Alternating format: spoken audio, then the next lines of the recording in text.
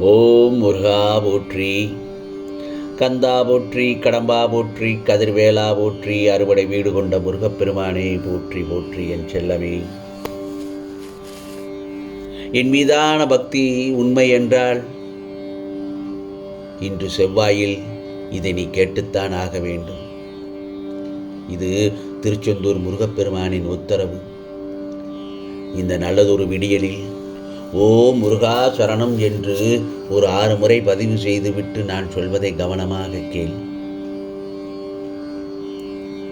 சிலருக்காக நீ வாழ வேண்டும் என்று நீ நினைத்துக் கொண்டிருக்கிறாய். உன்னை சுற்றி உள்ளவர்கள் உன்னை பற்றியும் உன் குடும்பத்தை பற்றியும் என்ன நினைப்பார்கள் என்று நினைத்து உன் மகிழ்ச்சியையும் உன் சின்ன சின்ன ஆசைகளையும் ஏன் உன் உரிமைகளை கூட விட்டு கொடுத்து வாழ்ந்து கொண்டிருக்கிறாய். இந்த முருகப்பெருமான் ஒரு உண்மையை சொல்லட்டுமா என் செல்லமே? உனக்கு உயிர் கொடுத்து இந்த உலகத்திற்கு அறிமுகப்படுத்திய உன் தாய் தந்தையரை எப்போதும் கலங்க விடாதே. அவர்களின் மனம் வேகும்படி, புண்படும்படி, நோகும்படி நடந்து கொள்ளாதே. உன்னை சுற்றி உள்ளவர்கள் என்ன சொன்னாலும் அதை ஒரு ஏணிப்படி போன்று எடுத்துக்கொண்டு அதில் ஏறி முன்னேறி சென்று கொண்டே இரு. அதை விட்டுவிட்டு இந்த உலகம் என்ன நினைக்குமோ என்று வாழத் தொடங்கினால் உனக்குள்ளே இருக்கும் நிம்மதியே போய்விடும் என் செல்லமே. இப்போது இருக்கும் உன் வாழ்க்கையை உன் குடும்பத்துடன் சேர்ந்து இன்பமாக கழிக்க பழகிக்கொள். இன்று இருக்கும் இந்த நாள் உனக்கு கிடைத்த சொர்க்கம் என்று நினைத்து வாழ கற்றுக்கொள். ஒவ்வொரு நாளும் உதிக்கும் போது உன் மனதில் 1000 எண்ணங்கள் உதிக்கின்றன. இந்த நாள் நல்லதொரு பொழுதாக விடிந்திருக்கிறது. இந்த நாள் நல்லதொரு நாளாக எனக்கு அமையாதா முருகா என்று என்னிடத்தில் கேட்டுக்கொண்டிருக்கிறாய். நம் வாழ்வில் நல்லது நடக்க துவங்குமா என்று ஒரு எதிர்பார்ப்போடுதான் ஒவ்வொரு நாள் விடியலும் தொடங்குகிறது. உனக்கு உன் வாழ்வில் நடக்கப் போவதை நல்லதொரு விதத்தில் நடக்கப் போகிறது என்பதை நான் உனக்கு சொல்வதற்காகத்தான் நான் வந்திருக்கிறேன். இருளோடு போராடிய ஒளி கிடைக்கிறது. வழிகளோடு போராடிய முயற்சிகள் வெற்றியாகிறது. மறுபிறப்பு வரை போராடிய பெண்மை தாயாகிறார். மண்ணுடன் போராடிய விதைகள் மரமாகின்றன. ஆகவே போராட்டம் இல்லாத வாழ்க்கை சுவாசமற்ற உடலுக்கு சமம். ஆகவே உன் போராட்டங்களை எல்லாம் பலந்தரும் காலம்தான் இது. போராட்டங்களினால் வருத்தப்பட வேண்டாம். நிச்சயமாக அனைத்தும் நல்லபடியாகத்தான் நடக்கும். அதற்குண்டான காலம் இன்றுதான். நல்லதொரு விடியல் உனக்காக விடிந்திருக்கிறது. இந்த முருகப்பெருமான் சொல்வதை கேட்டு அதன்படி நட. நிச்சயமாக உனக்கானதை செய்வதற்காக நான் காத்து கொண்டிருக்கிறேன். நான் சொல்வதை கேட்டால் இனிப்பான நிகழ்வுகள் உன் இல்லத்தில் நடக்கும். மங்களகரமான ஓசைகள் உன் இல்லத்தில் கேட்கும். உன் மன வழி போக்கி உன் முகத்தில் புன்னகை மலரச் செய்யும் நாள்தான் இன்று. நல்லதொரு செய்தி ஒன்று உன்னை தேடி வந்து கொண்டிருக்கிறது. இந்த நொடியை என்னிடம் ஒப்படைத்து விட்டு மகிழ்ச்சியாக இரு. இந்த முருகப்பெருமான் கொடுக்கப் போகும் இன்பத்தை ஏற்று ஓம் முருகா முருகா என்று என்னை சொல்லி என்னை தேடி என்னுடைய ஆலயத்திற்கு ஓடோடி வருவாய். கவலைப்படாதே. இந்த திருச்செந்தூர் முருகப்பெருமான் என்னுடைய ஆலயத்திற்கு மீண்டும் வர உனக்கு ஒரு வாய்ப்பு கொடுப்பேன். கடந்த முறை வந்தாய், மனதில் கவலையோடு அவசரமாக தரிசித்து சென்றாய். இந்த முறை வந்தால் பொறுமையோடு முருகா முருகா என்று என்னை தரிசித்து ஆலயத்தில் அமர்ந்து தியானம் செய். கடல் அலை போல் பரபரப்பாக இல்லாமல் என்னை போல் அமைதியாக அமர்ந்தால்தான் நான் பேசுவது உனக்கு கேட்கும். இதை மனதில் நினைத்து கொண்டு என்னுடைய ஆலயத்திற்கு வா. உனக்கு நான் உத்தரவு அளித்து விட்டேன் என் செல்லமே. நீயும் உன் குடும்பத்தாரும் என்னுடைய ஆலயத்திற்கு வந்து எனது அருளை பெற்றுச் செல்லுங்கள். நான் உனக்காக இன்னொன்றும் சொல்கிறேன். சில விஷயங்களை நீ மாற்ற நினைக்கின்றாய். சில விஷயங்களை நீ மாற்றி நினைக்கின்றாய். ஆனால் அந்த விஷயங்களால் உன்னால் மாற்ற முடியாமல் தவித்து கொண்டிருக்கிறாய். அது காலத்தின் பிடியில் உள்ளது. கொஞ்சம் பொறுமையாக இரு. காலத்தோடு சேர்ந்து அதை உனக்காக நல்லதொரு விதத்தில் மாற்றித் தருவேன் இந்த முருகப்பெருமான். நீ அதை பற்றி நினைப்பது நேர்மறை எண்ணமாக இருக்க வேண்டும்.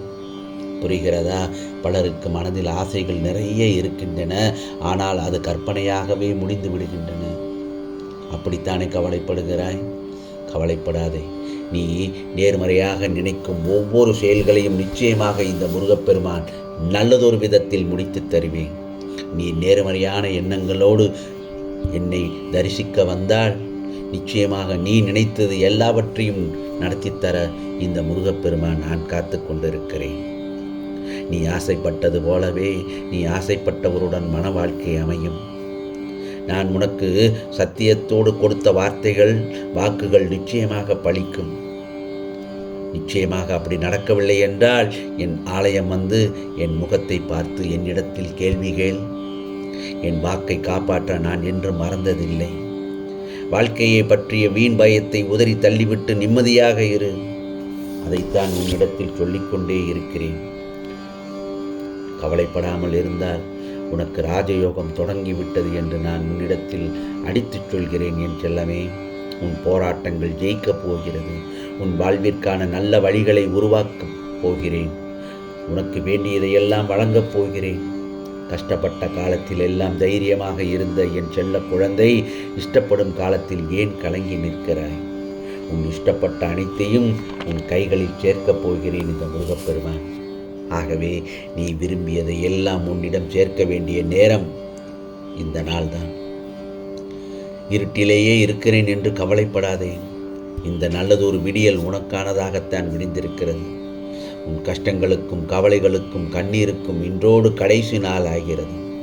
உன் எல்லா கவலைகளையும் களைந்து உன் மகிழ்ச்சிக்கான எதிர்காலத்திற்கு வித்திடும் நாளாகத்தான் இந்த நாள் ஆரம்பமாகிறது. நல்லதொரு மாற்றங்கள் உன் வாழ்வில் ஏற்படும் என் செல்லமே. ராஜயோகத்தை அனுபவிக்க கற்றுக்கொள். இந்த முருகப்பெருமான் உன் வேண்டுதல்களை எல்லாம் கேட்டுவிட்டேன். அது நிச்சயமாக நிறைவேற்றியே தருவேன். வெற்றி அடையப் போகும் இந்த வேளையில் கலங்கி மட்டும் நிற்காதே. உன் போராட்டங்களில் கூட நீ வெற்றி பெற்று விட்டாய். இனி உனக்கு நடப்பதெல்லாம் நல்லதாகவே இருக்கும். உன் வாழ்க்கையில் நீ முன்னேறி வெற்றி பெறும் காலம் வந்துவிட்டது. இனி இன்று நீ எடுக்கும் எல்லா முயற்சிகளிலும் வெற்றி நிச்சயம். உப்பாக இருந்தாலும் சரி, உறவாக இருந்தாலும் சரி, அளவோடு இருந்தால் வாழ்க்கை சொர்க்கம்தானே. நீ எதற்கெல்லாம் காத்திருந்தாயோ அது எல்லாம் நிச்சயமாக நடக்கப் போகிறது. நான் ஒன்று சொல்லட்டுமா? உன் வாழ்க்கையில் அவமானமும் காயங்களும் நிறைய இருக்கும். இதை எதிர்கொள்ள முடியுமா? நீ தவிக்கும் தவிப்பு இந்த முருகப்பெருமானுக்கு நல்லாவே தெரியும். முருகா, எனக்கு மட்டும்தான் இப்படி நடக்குது என்று புலம்புகிறாய். கவலைப்படாதே. அவமானம், வலி, வேதனை, அலட்சியப்படுத்துது இதெல்லாம் எதிர்கொண்டு நிச்சயம் நீ ஜெயிக்கலாம். புரிகிறதா? அதற்கெல்லாம் முதலில் உன்னை நீ நம்ப வேண்டும். மனவேதனையை குறைத்துக்கோ. விரக்தியை கைவிட்டு விடு. உன்னை அலட்சியப்படுத்தவர்களை நினைத்து கொண்டே இருந்தால் உன்னால் வேலையை முழுமையாக செய்ய முடியாது. ஆகவே யாருடனும் கவலைப்படாமல் அவர்களுடைய போக்கிலேயே சென்று அவர்களுடைய வாழ்க்கையை நீ மாற்றி அமைத்து உன் வாழ்க்கையை தனி பாதையில் நீ சென்று கொண்டே இரு. நிச்சயமாக உனக்கான முயற்சியை நான் செய்ய ஆரம்பித்து விட்டேன். அதற்கு நீதான் முழு ஒத்துழைப்போடு உன் கரங்களில் வெற்றி என்னும் பூமாலை கிடைக்க நேரம் வந்துவிட்டது என் செல்லமே. கவலைப்படாதே. ஆகவே இன்னொன்றை முன்னிடத்தில் சொல்கிறேன். தேவையில்லாமல் யாரிடமும் அதிகமாகவும் பேச வேண்டாம். உனக்குண்டான வார்த்தைகளை மட்டும் அளவோடு பேசு. நாம் பேசுகிற வார்த்தை ஒரு வார்த்தை நட்பை உருவாக்கும், இன்னொரு வார்த்தை அதே நட்பை உடைக்கும். பல நேரம் நாம் சொல்கிறோம், அது எனக்கு ஒரு அவசரத்தில் நான் வார்த்தைகளை கொட்டிவிட்டேன் என்று. தேவையில்லாமல் வார்த்தைகளை கொட்ட வேண்டாம் என் செல்லமே. அது வெளியே அந்த கடுஞ்சொல் வந்ததென்றால் அதற்குண்டான வேலையை அது செய்ய ஆரம்பித்துவிடும். ஒரு மனிதன் அவன் வார்த்தையை உயர்த்தவும் செய்யும், அவனையும் வீழ்த்தவும் செய்யும். இன்றைக்கு நாம் பேசுகிறது மௌனம் பற்றி. ஒரு நல்லதொரு மௌனமாக இருப்பது மிகவும் நல்லது தான். சில இடங்களில் வாக்குவாதம் தேவையில்லை. அந்த இடத்தில் நீ மௌனமாக இருந்தாலே உன்னுடைய பிரச்சனைகள் எல்லாம் முடிந்துவிடும். அளவுக்கு மீறி யாரிடமும் பாசமும் வைக்க வேண்டாம், அளவுக்கு மீறி யாரிடமும் அதிகமாக பேசவும் வேண்டாம். ஆகவே உன் மனதில் பலவித கவலைகளையும் நீ செய்த பல தீய செயல்களையும் எண்ணங்களையும் போட்டு குப்பையாகத்தானே வைத்திருக்கிறாய். என் செல்லமே, முதலில் அந்த குப்பைகளை எல்லாம் தூக்கி எறி. முழுமையான பக்தியை மட்டும் இந்த முருகப்பெருமானிடம் செலுத்து. உன் மனதில் உள்ள கெட்ட எண்ணங்களை அகற்ற நான் முயற்சி செய்து கொண்டுதான் இருக்கிறேன். உன்னுடைய சுவாபத்தையும் மாற்றிக்கொள்.